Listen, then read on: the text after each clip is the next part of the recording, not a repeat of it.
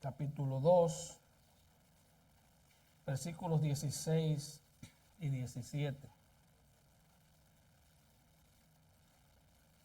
Y ya usted vio el tema, el legalismo enemigo de la iglesia.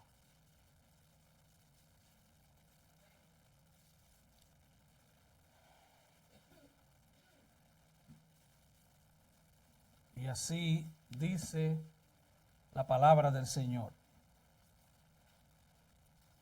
Por tanto, nadie os juzgue en comida o en bebida, o en cuanto a días de fiesta, luna nueva o días de reposo, todo lo cual es sombra de lo que ha de venir, pero el cuerpo es de Cristo. Padre, con temor y temblor me acerco a mis hermanos en esta mañana para traer tu palabra. Señor, preciosos hermanos, que tú has lavado con la misma sangre que me lavaste a mí. Y ellos son tan valiosos para ti. Señor, yo te ruego que tu Espíritu Santo guarde a tu siervo de errores y que tu palabra sea aplicada con poder a cada corazón. Y por favor, ayúdame, Padre, a glorificar a Cristo en cada palabra que salga de mi boca. Porque te lo pido en su nombre y para su gloria. Amén. Puede tomar su lugar. Continuando con la serie sobre esta preciosa carta a los Colosenses, debemos recordar que esta carta es una confrontación directa contra los falsos maestros de esa época y también lo de esta época. Esta carta reafirma la verdad básica del cristianismo y también aborda las herejías que niegan esa verdad. Y la verdad básica del cristianismo es Cristo. Cristo es suficiente. Y esta carta nos recuerda que Jesucristo es Dios y que Él es suficiente. Cristo lo es todo. Él es Salvador, Él puede redimir y Él es todo lo que nosotros necesitamos. Esta carta nos habla de la suficiencia de Cristo. Así que Pablo viene a atacar a esta gente que dicen, está bien tener a Cristo, excelente, pero es necesario hasta cierto punto porque hay algo más. Y la iglesia de Colosense, que habían pensado que todo lo que necesitaban era Cristo, ahora vienen esta gente con estos ataques doctrinales. Y según ellos había más cosas que buscar, había niveles más altos que alcanzar, habían profundidades más profundas a las cuales acudir. Y había un nivel entonces de amenaza hacia estos hermanos, como la existe hoy en día a la iglesia. Y Pablo le escribe esta carta para decirles eso: Cristo es todo lo que tú necesitas. Mira, por ejemplo, el capítulo 2, versículo 10. Ahí está el resumen del libro. Y vosotros estáis completos en Él. Si yo tengo a Cristo, estoy completo. Ese es el centro de esta carta. Estoy completo en Cristo. No necesito filosofía humana. Solo necesito conocer a Cristo a través de las Sagradas Escrituras. Necesito la Biblia, necesito estudiar la vida y el ministerio, la obra de Cristo. Así que este es el corazón de la carta, capítulo 2, del 8 al 23. Y vimos la semana pasada, dijimos, que había 4 aspectos de esta herejía: el humanismo, que vimos la semana pasada, el legalismo, el misticismo y el ascetismo. Palabras que tal vez usted no maneje muy bien, pero que vamos a ir desarrollando en la medida que nos toque. Y existía en esa época, una secta del judaísmo, que era como una tercera parte del judaísmo, eran los esenios. Y los esenios enseñaban todas estas cosas. Todas estas cosas. Así que pareciera que eran ellos los que llevaban la delantera en la herejía en Colosas. Ellos decían: necesitas a Cristo más la sabiduría humana. Necesitas a Cristo más la filosofía humana. Y Pablo dice: necesitas a Cristo más nada. Cristo más nada es igual a todo. Esa es la fórmula matemática de Colosenses. Cristo más nada es igual a todo. Todo menos Cristo es igual a nada. Esa es la fórmula matemática resumida en esta carta. Y Pablo dice entonces: no te dejes aterrorizar, que nadie te juzgue, porque la gente quiere venir y decirte: bueno, todo lo que crees está en la Biblia. Tienes que haber más que eso. Tienes que conocer algo de filosofía, de humanismo, de psicología. Y existen personas aún en el día de hoy que ven a un evangélico bíblico y lo clasifican como gente ignorante. Estas son gente ignorante. Todo lo que saben es la Biblia. Pobre gente. A mí me llegó alguien a decir: no, es que yo tengo más revelación. Tremendo problema, porque todo lo que Dios le ha querido y le quiso revelar al hombre están en estos 66 libros. Usted no necesita más nada. Toda revelación fuera de la Biblia es simplemente una mentira diabólica. Viene a confundir, viene a dañar.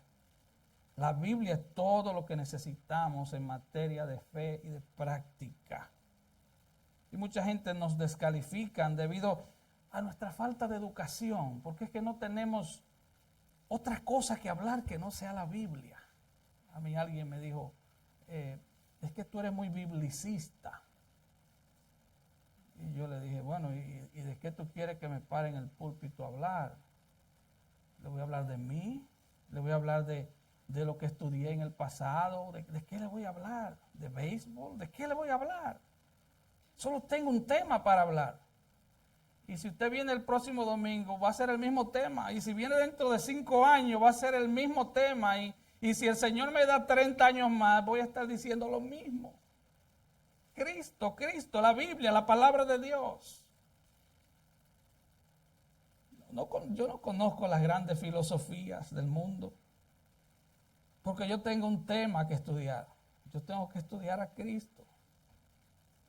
Y no me diga que eso es fanatismo, por favor. Fanatismo es otra cosa totalmente diferente. Es probable que usted sea fanático de Pedro Martínez por la forma en que lanzaba la pelota, ¿verdad? Y usted ni lo conozca. Usted puede ser fanático de alguien y no conocerlo. Nosotros le conocemos y le amamos porque Él nos amó primero. Así que a los ojos de algunos esto nos califica para ser religiosos estrictos que saben poco o tal vez nada. Todo lo que sabes es Biblia. Y hoy en día podríamos hacer una larga lista de escuelas, colegios, universidades, seminarios cristianos en este país que han cedido ante la presión del mundo. Y ya la Biblia no está en el centro. Han cedido ante la presión cultural, las agendas perversas que se han infiltrado y que quieren gobernar no solo la Casa Blanca y el Congreso y las escuelas, sino también la iglesia. Y el gran problema de hoy es que la Biblia no está en los púlpitos. Se dice, oh, es una tragedia que sacaron la Biblia de las escuelas. Eso está malo, es verdad, eso está malo. La gran tragedia es que no está en el púlpito. Esa es la tragedia. Esta es una nación grande porque su púlpito era grande. Por eso esta nación era grande. No era por sus presidentes, no era por su constitución, era porque el púlpito era grande. Y el púlpito solo es grande cuando Dios es grande en el púlpito. Y solamente Dios es grande cuando su palabra es predicada. Cuando su palabra es predicada con fidelidad, el púlpito es el trono de Dios. Está Dios hablando. Y usted sabe lo que dice la Biblia cuando Dios habla. Calle delante de él toda la tierra. Así que estos seminarios y universidades cristianas ya no enseñan la inerrancia, la inefabilidad y la autoridad suprema de las Escrituras.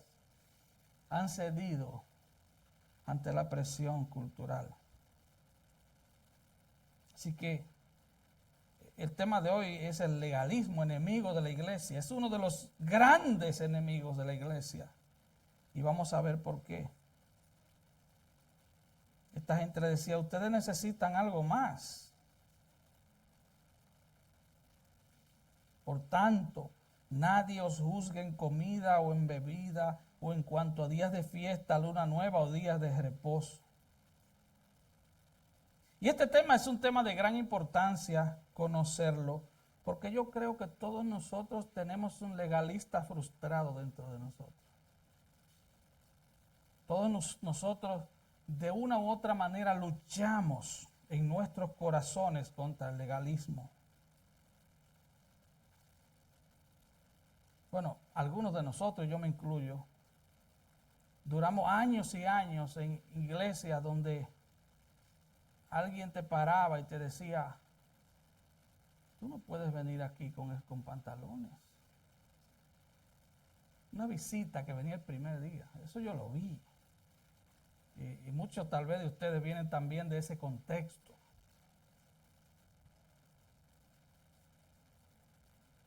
Y muchos piensan que el mensaje del Evangelio es un mensaje moralista.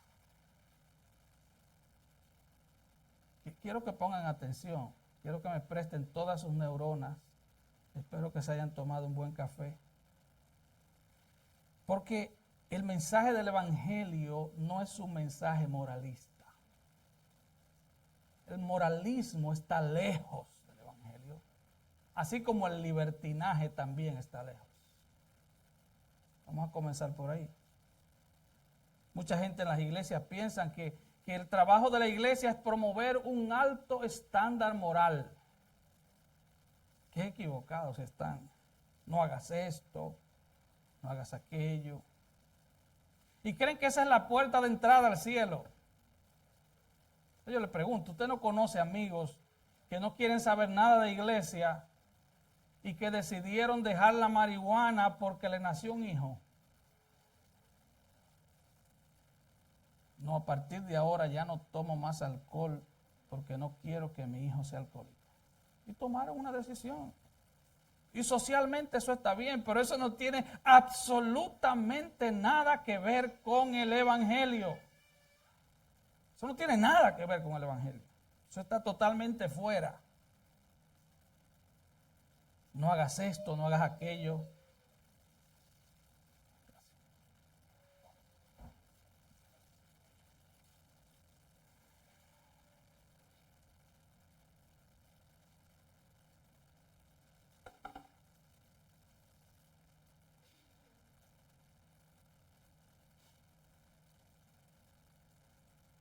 Ese mensaje moralista hace que mucha gente se mantenga lo más lejos posible de la iglesia.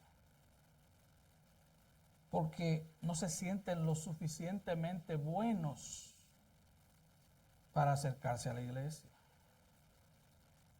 No, es que para yo ir a la iglesia... Yo llegué a escuchar personas, damas, decir, yo no voy a la iglesia porque yo solo uso pantalones.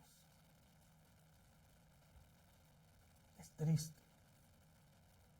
Y debemos salir de la ignorancia, hermano.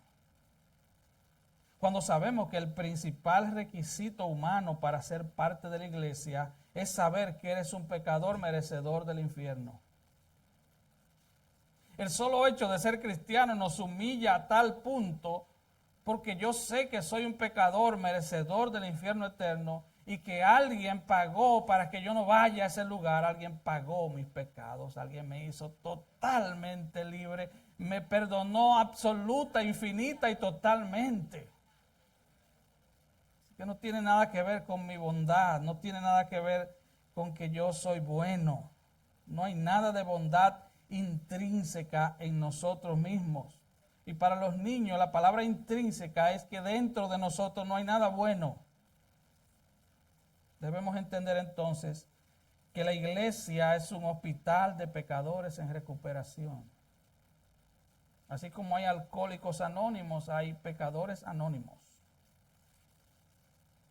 Alguien dijo que para mucha gente la iglesia es, y cito, un lugar donde buenas personas le dicen a buenas personas cómo ser mejores personas. ¡Wow! Eso no tiene nada que ver con la iglesia, hermano. Un lugar donde buenas personas le dicen a otras buenas personas cómo ser mejores personas. Es como decirle, como dicen estos falsos predicadores, Dios está buscando la mejor versión de ti. Oye, la mejor versión de ti no le agrada a Cristo. Tu mejor versión jamás calificaría para entrar al cielo. Jamás podrías complacer a Dios con la mejor versión de ti. No podemos complacer a Dios. No podemos complacer a Dios. Dichosos los que hemos creído en Cristo, que ahora Cristo complació a Dios por nosotros. Él los complació. Dios escogió lo débil, lo vil, lo necio, lo menospreciado. Dios escogió a los nadies del mundo para exaltar su nombre. Así que el legalismo está tan lejos de Dios como el libertinaje. El moralismo está lejos de Dios como la tierra del cielo. La Biblia promueve moral, sí. Un altísimo nivel moral para aquellos que han venido a Cristo en arrepentimiento y fe. Sí, es verdad. Mire lo que dice, vamos a ver luego en el capítulo 3, versículo 1. Él dice, si pues habéis resucitado con Cristo, o sea, si eres cristiano, busca las cosas de arriba, donde está Cristo sentado a la diestra de Dios. Ahora veamos nuestro texto de hoy, Colosenses 2, 16 y 17. Por tanto, nadie os juzgue en comida o en bebida, en cuanto a día de fiesta, luna nueva o día de reposo, todo lo cual es sombra de lo que ha de venir, pero el cuerpo es de Cristo. ¿Qué es el legalismo entonces? Primeramente veamos qué no es el legalismo. Preocuparnos por nuestra santidad personal como cristianos no es legalismo. Sin santidad nadie verá al Señor. Y a quien Dios escoge, justifica, y al que Él justifica, santifica. O sea, no hay tal cosa como, fui justificado, pero vivo como un impío. No, eso es un sueño, eso no existe. A quien Dios justifica, también santifica.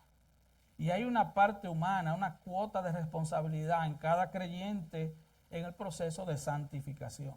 Una cuota. Hay una responsabilidad nuestra. Eso es verdad. Colosenses 3:5, haced morir pues lo terrenal en vosotros.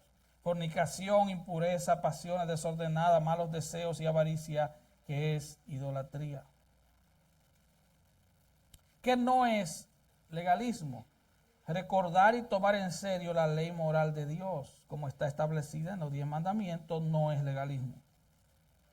La ley moral de Dios no nos condena, ya que Cristo la cumplió y su justicia fue imputada a nuestro favor.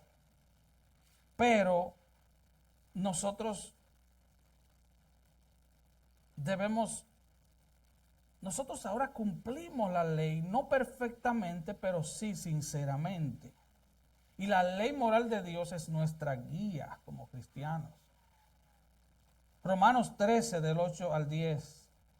No debáis a nadie nada, sino el amaros unos a otros, porque el que ama al prójimo ha cumplido la ley.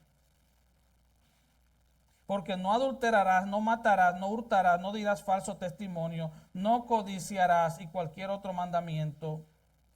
En esta sentencia se resume: amarás a tu prójimo como a ti mismo. El amor no hace mal al prójimo, así que el cumplimiento de la ley es el amor.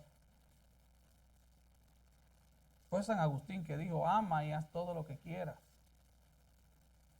Porque el cumplimiento de la ley es el amor. Si yo amo a mi hermano, yo no voy a hacer nada para dañarlo, absolutamente nada. Absolutamente nada. Según Jeremías 31 y Hebreos 8, en el nuevo pacto Dios ha puesto su ley en el corazón del creyente.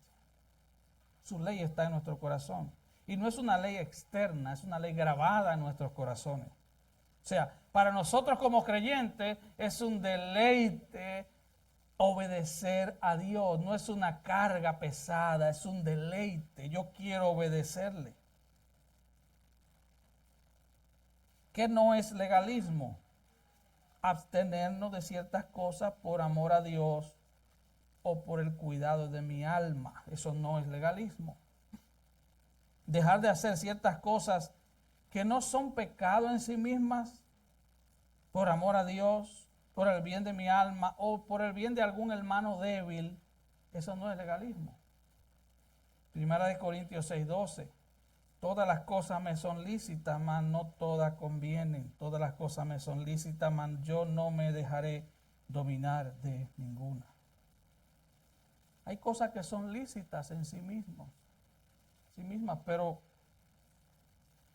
que no nos convienen en nuestro caminar cristiano. Por ejemplo, ver televisión es lícito. Pero si usted el tiempo de ver de usted orar y de pasar tiempo con Dios se lo dedica a la televisión, no es legalismo vender el televisor o cancelar su cuenta de Netflix o de internet. Eso no es legalismo, es por el bien de su alma. Usted no puede estar sin televisión, y yo era adicto a eso muchos años atrás. Usted no puede estar sin televisión, pues tome alguna decisión en cuanto a eso. Entonces, ¿qué es el legalismo? El legalismo es el intento de ganarnos el favor de Dios a través de nuestra obediencia. Puede ser tratando de obedecer reglas humanas, como por ejemplo, no vengas a la iglesia así en pantalones. O incluso puede ser tratando de obedecer la palabra de Dios. Tú quieres comparar la gracia de Dios por tu obediencia. Y vamos a ver luego lo peligroso que es eso. Sujel Michelén dijo: el corazón del problema del legalismo es que no descansa en la obra perfecta de Cristo para ser aceptados por Dios o para ser bendecidos por Dios. Ese es el problema del legalismo. No descansar en la obra perfecta de Cristo. El legalista descansa en obedecer un código de conducta establecido por él o por otros para ser aceptados por Dios o bendecidos por Dios.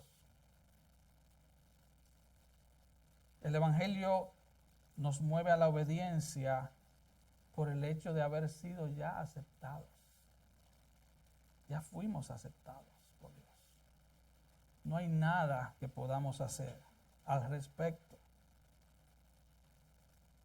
Todo es por pura gracia. En Juan 14:23 Jesús dijo: el que me ama mi palabra guardará.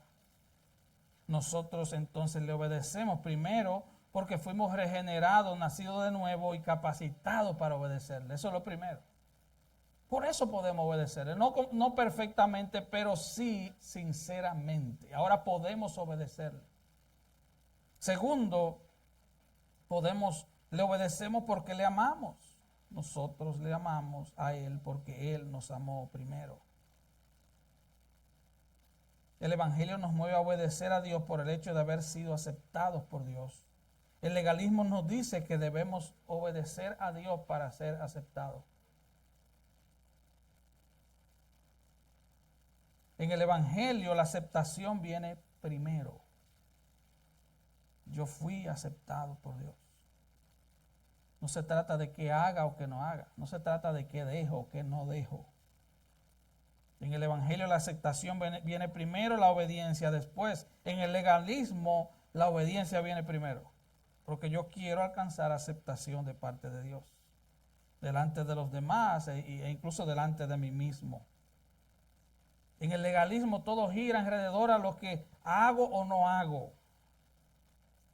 Por ejemplo, el joven rico de Mateo 19. ¿Qué bien haré para heredar la vida eterna? Wow. ¿Se da cuenta? ¿Qué bien haré? Y usted sabe lo que el Señor le dijo. Oh, ¿tú quieres entrar por tus obras? Vende todo lo que tienes y dáselo a los pobres. Porque Jesús sabía la avaricia del corazón de este joven. Entonces, el joven se fue triste, dice Mateo 19. ¿Qué bien haré? Hermano, no hay ningún bien que tú puedas hacer para alcanzar la salvación. ¿Acaso puede un árbol malo dar frutos buenos? ¿Acaso puede un pecador merecedor del infierno hacer algo bueno para llegar al cielo? Imposible. El legalista depende de sí mismo, de su obediencia, de su esfuerzo personal, de lo que hace, de sus méritos. Y el legalismo es muy atractivo para mucha gente porque está anclado en el orgullo. ¿Recuerdan la parábola del fariseo y el publicano de Lucas 18? Este hombre se para y dice: Dios, te doy gracias porque no soy como estas chusmas, estos hombres. Ayuno 2 veces a la semana, doy diezmo de todo lo que gano. El legalismo hace eso, hace a la gente orgullosa, porque dentro de sí mismo piensan que merecen todo por su nivel de esfuerzo. Y Pablo le dice a los colosenses: esta gente está tratando de asustarte con el legalismo. Están tratando de juzgarte por lo que comes, por lo que bebes, si asiste o no a la Pascua, a Pentecostés, la fiesta de los tabernáculos, etc. Dicen que no es suficiente conocer a Cristo. Tienes que conocer a Cristo y guardar la ley judía. Pero el punto aquí es que en el Evangelio la salvación y toda bendición se basan en Cristo, no en guardar ciertos rituales o reglas. El legalismo describe tu nivel de espiritualidad por cómo guarda las reglas hechas por el hombre. ¿Cómo tú guardas las reglas?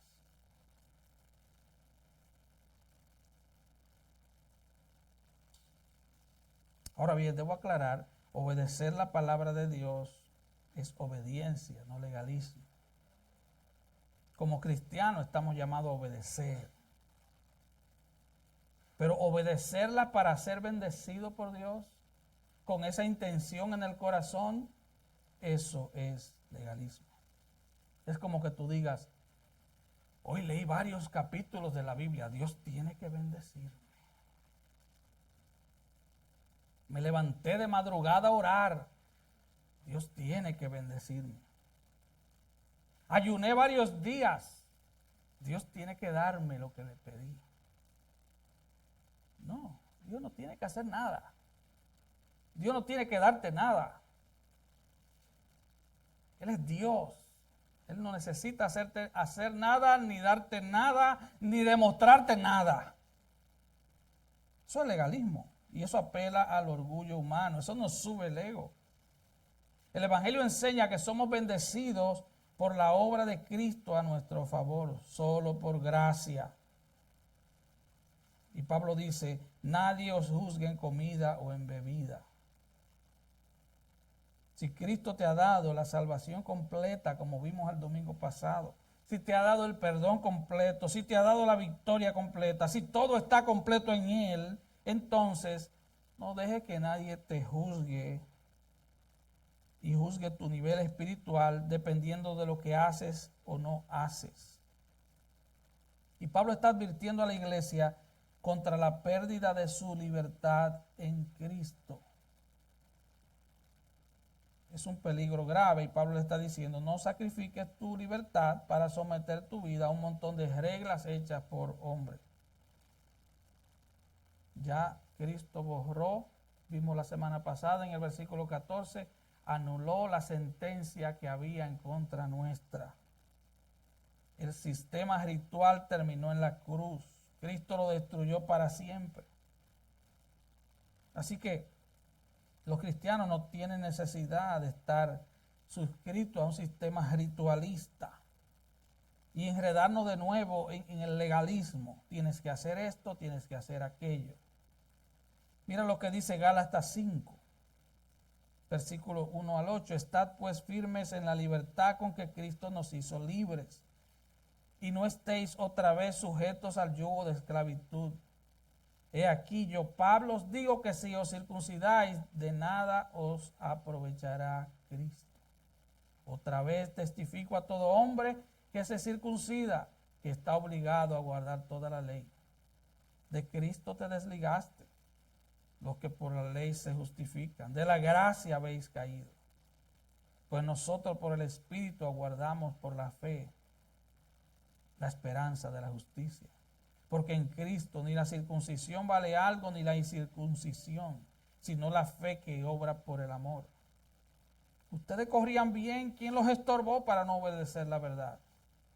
Esa persuasión no procede de aquel que os llama. Cristo te ha liberado para ser libre. No vuelvas al legalismo, eso es lo que Pablo está diciendo aquí. Y si tú guardas un ritual como la circuncisión, entonces guárdalos todos. Tendría que guardar todos los rituales. Si tú celebras la fiesta de las primicias, como algunas iglesias la celebran, entonces tendrías que celebrar la Pascua, celebrar la fiesta de Pentecostés, celebrar el día de la expiación, la fiesta de los tabernáculos, la fiesta de la cosecha, etcétera, etcétera, etcétera. Solo celebran una porque usted sabe lo que hay detrás. Hay mucho dinero detrás de eso. Y Pablo dice, si tú eres un legalista, de nada te aprovechará Cristo. Luego dice en el versículo 4, de Cristo te desligaste. Él es bien tajante en esta carta. Él dice, no te aprovechará Cristo. Te desligaste de Cristo. Si tú crees que puedes alcanzar salvación, o tú puedes alcanzar la gracia de Dios, o tú puedes doblarle el brazo a Dios a través de tu obediencia, de nada te aprovechará Cristo. John MacArthur dice al respecto, sería ridículo imaginar que el Señor Jesucristo ha abierto la puerta de nuestra prisión, nos ha liberado solo para ponernos en otra celda. Eso sería una tontería. Nos liberó para quedarnos libres. Los Gálatas se estaban enamorando de la misma herejía con la que los colosenses estaban siendo tentados, volviendo a ponerse la chaqueta de la ley. Los judíos le habían dicho a los Gálatas, ¿crees en Cristo? Y guarda toda la ley mosaica y te circuncida y puedes ser salvo. Cristo más obras, más legalismo, como si pudieras salvarte a ti mismo. Yo hablaba con un jovencito esta semana que me hablaba del bautismo, que quería bautizarse, y yo le pregunté, ¿por qué quieres bautizarte? Y me dijo, porque quiero conocer más a Cristo y a su palabra. Yo le dije, respuesta equivocada. El ladrón de la cruz no fue bautizado. Y él conoció a Cristo, créame. Acuérdate de mí cuando entres en tu reino. Se imagina como alguien ilustró esto. Él dijo que fue una ilustración. Él dijo, se imagina este hombre de la cruz muriendo como un criminal por su pecado, el ladrón. No era bueno nada, el ladrón bueno. Bueno, ¿para qué? Bueno para ir al infierno. Pero dice que el ladrón bueno. Y entonces, imagínese este ladrón llegar y entrar al cielo y que alguien le pregunte, oye, ¿y qué tú haces aquí? Y él dice, yo no sé. ¿Pero cómo llegaste? Tampoco sé. Pero explícame. Y dice, no. El que se estaba muriendo al lado mío me dijo que yo estaría con él.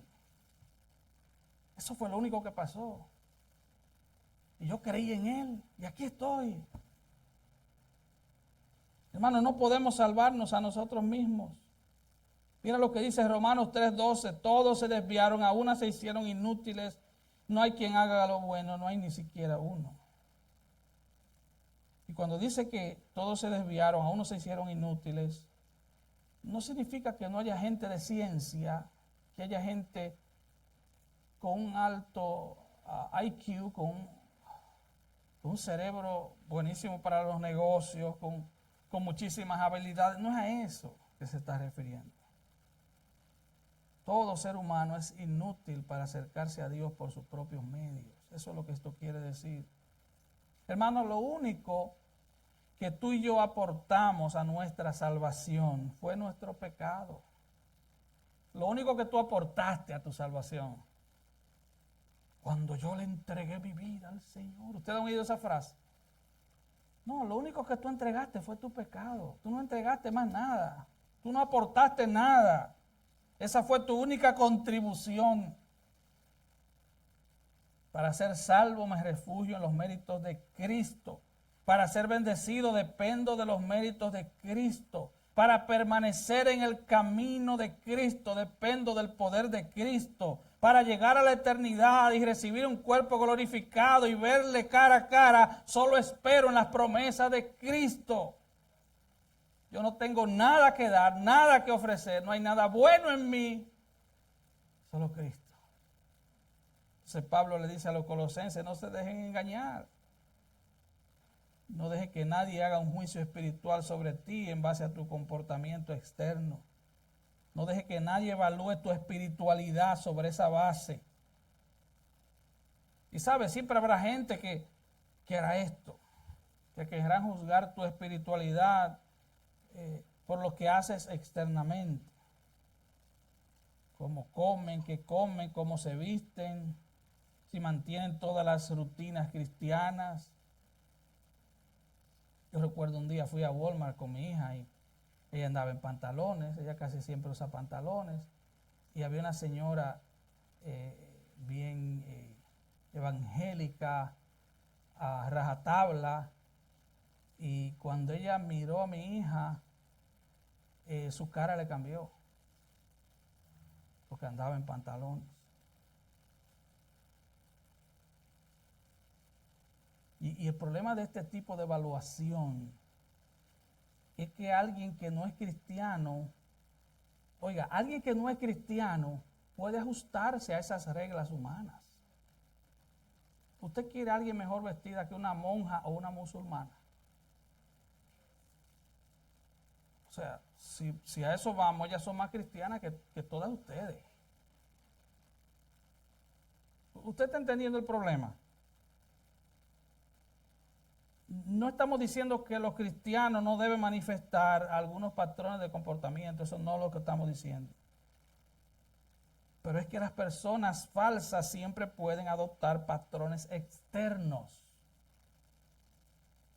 Allá hay una emisora cristiana que anuncia, vendemos faldas para evangélicas. sea que hermano, la fiebre no está en la sábana. El paciente se está muriendo, no, el paciente está muerto. Está muerto en tus delitos y pecados, pero vamos a ponerle la falda para que parezca. El asunto no es como tú pareces. Tú puedes parecer la Madre Teresa de Calcuta. Y hermano, no estamos promoviendo el libertinaje. Dios nos guarde. El Evangelio promueve el más alto nivel de moralidad, porque es un nivel que viene de adentro hacia afuera. Pero nuestra moralidad como cristianos no nos atribuye méritos, ya que si podemos vivir así es solo por la gracia de Dios, no por nuestro buen desempeño. Y esa moralidad no nos salva. Nos comportamos así porque ya somos salvos. Y Pablo le decía, Cristo es suficiente. Cristo es suficiente. Hermano, todos los sistemas falsos del mundo te dicen que te salva por tus obras. De hecho, hay solo dos religiones en el mundo.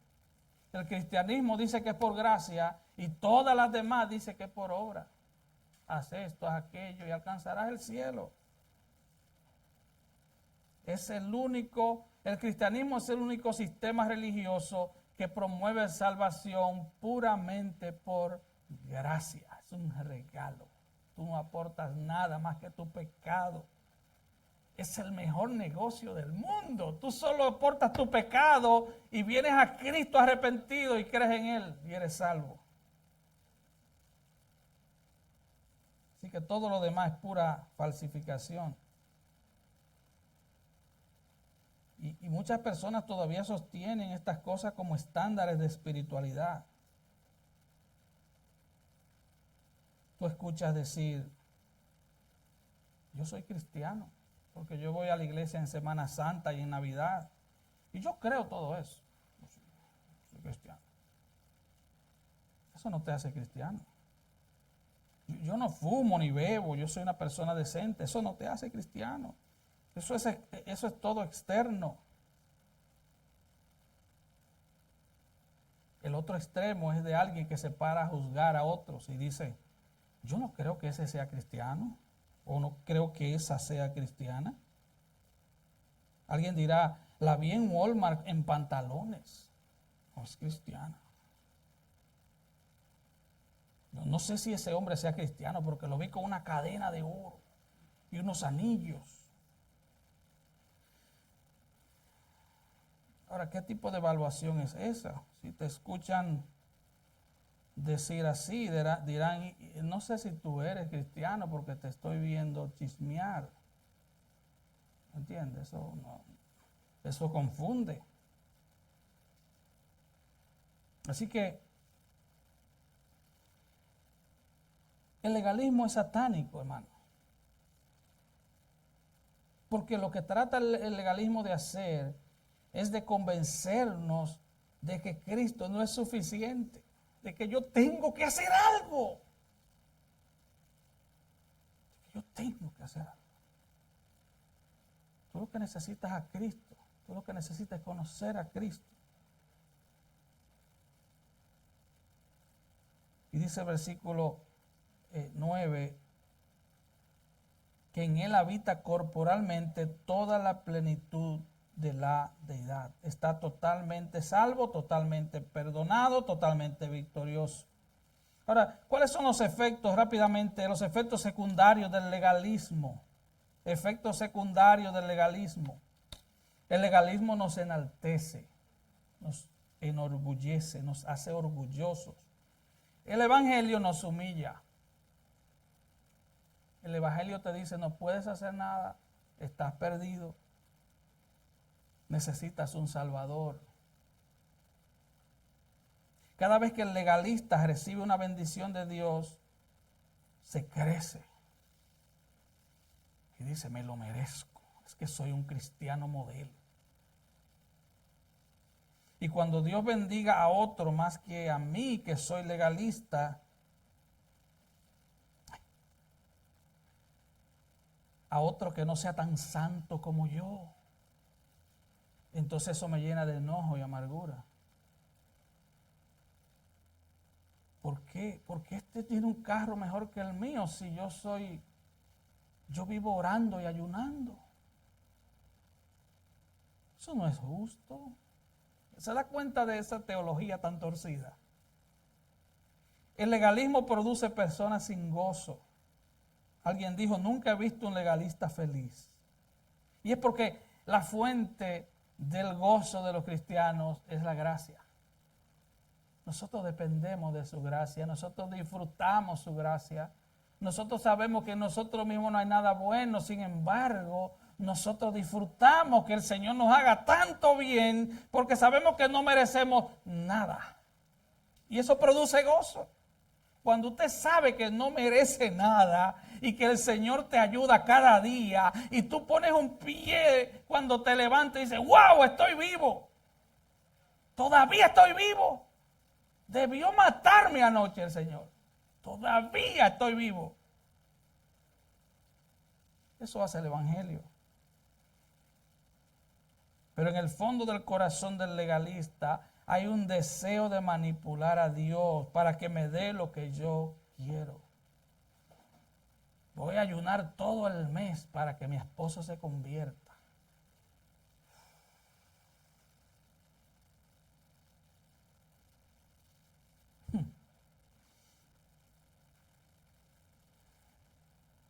Cuando no recibe lo que quiero que Dios me dé, entonces me enojo.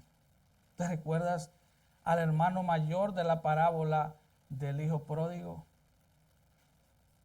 Tantos años te he servido, no habiéndote desobedecido jamás. Oiga, qué clase de embustero. Y nunca me has dado ni un cabrito. Ese es el corazón del legalista. Tantos años que te sirvo y nunca te he desobedecido. ¡Wow! Así piensa un legalista. Ese es el tipo clásico de un legalista. Hermanos, todo en nuestro caminar cristiano es por gracia.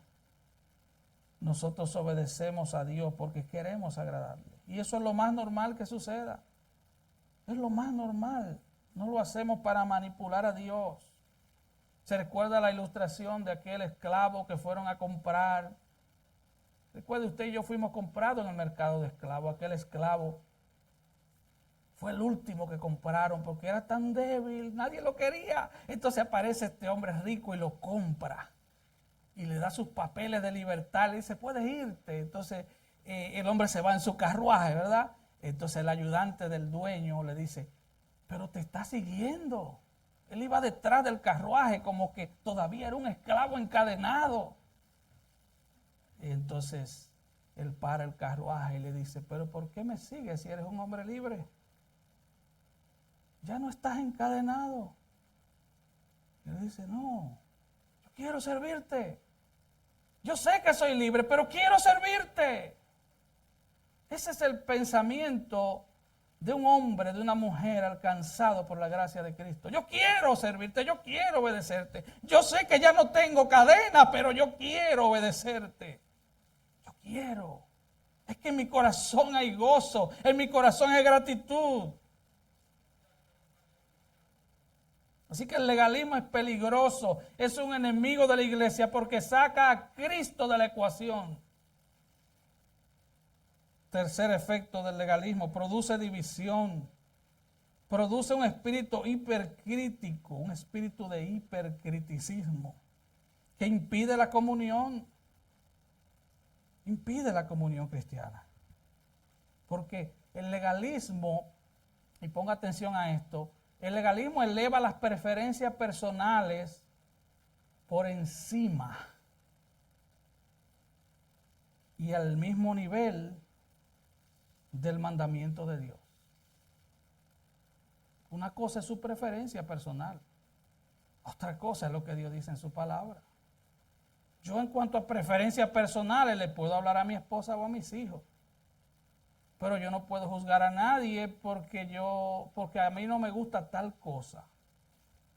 Yo recuerdo en una iglesia que conocí que en sus estatutos decía que si la mujer se ponía una argolla, una arete más grande que una cuora, estaba en pecado. Entonces, creo que fue Kim que me preguntó hace muchos años atrás, y hoy tiene la evidencia ahí ella, me dijo, pastor, yo puedo usar argolla bien grande. Digo, mira, te puedes poner hasta 2 rines de un carro, siempre y cuando tus orejas las aguanten. ¿Te recuerdas quién? Y ella anda con ella hoy. Bueno, no con el rin de los carros, sino con una bien grande. Parece que ella sabía de que yo iba a hablar hoy. Vuelvo a citar a Sujel Michelin. Él habla de 7 pasos para convertirte en un legalista. Número 1, inventas reglas que no están en la Biblia. Esa es la número 1. Número 2, esfuérzate por cumplir esas reglas. Número 3, castígate a ti mismo cuando no las cumplas. Número 4, enorgullécete cuando las obedezcas. Yo soy un súper cristiano. Número 5, constitúyete a ti mismo en juez de los demás. Número 6, enójate con los que rompan tus reglas o que tengan reglas diferentes a las tuyas. Número 7, golpea a los perdedores. Hermano, mucha gente se mantiene lejos de la iglesia porque mucha gente en las iglesias tienen el síndrome del hermano mayor. Tantos años que te sirvo, Señor. Nunca te he desobedecido. Y tú nunca me has dado ni un cabrito. Wow. Y mucha gente percibe eso. De hecho, yo he llegado a la iglesia con mi esposa y yo tuve gente que te escanea. No para ver si tiene armas. Te escanea para ver cómo te vistes. Eso es incómodo. Eso es denigrante. Eso es denigrante. O sea, a mi hermana Arali le midieron el pelo en una ocasión. Y no fue hace 500 años, porque ella ella es casi de mi edad. Eso pasó hace unos años. No, porque ella es como de mi edad. Para que no vaya a pensar, ¿verdad? Dice, era de la era de los dinosaurios. No, eso fue hace un tiempo atrás, unos años atrás. Con una cinta métrica midiéndote el pelo. Y encuentran textos bíblicos sacados de contexto. Y ahí construyen sus pretextos. Ahora, debo aclarar que mi intención no es acomodar el mensaje para que las visitas se sientan bien. Yo no predico así. Dios nos guarde. Nuestra responsabilidad es predicar el evangelio. Debemos anunciar que hay perdón disponible para pecadores perdidos que vengan a Cristo en arrepentimiento y fe. Ese es el mensaje. Pero hermano, todos los pecadores que vengan aquí, sean depravados o moralistas, sean prostitutas o policías, todos deben sentirse bienvenidos. Así como un día tú te sentiste bienvenido cuando llegaste aquí o a la iglesia donde te convertiste. Cristo no vino a llamar a los que se creen justos, hermano. Él vino a llamar a pecadores. Así que mira el versículo 17 y este es el punto. Todo lo cual es sombra de lo que ha de venir, pero el cuerpo es de Cristo. Estas cosas son solo una sombra, pero la realidad es Cristo. El cuerpo que proyecta esta sombra es el de Cristo. Todas estas reglas, todas estas cosas legalistas son solo sombras. Y una sombra solo anticipa la llegada de alguien. Ese alguien está aquí. Y Él todavía salva pecadores. Y Él todavía perdona. Todavía las puertas de la gracia están abiertas. Amigos, si estás aquí, sal de las sombras y ven a Cristo. ¿Cómo tú puedes considerar cumplir la Pascua si Cristo es nuestra Pascua? ¿Cómo tú puedes discutir hablar de un día de reposo si ya los que están en Cristo entramos en su reposo? Gloria sea al Señor. Hermano, y con esto termino. ¿Qué hacemos para impedir que el legalismo nos controle? Estudia las Escrituras, estudia el Evangelio y permite que los medios de gracia que Dios ha provisto para ti, tú los uses. Utiliza los medios de gracia.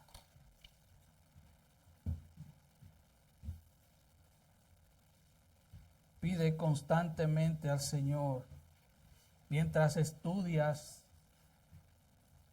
y memoriza las Escrituras y medita en las Escrituras.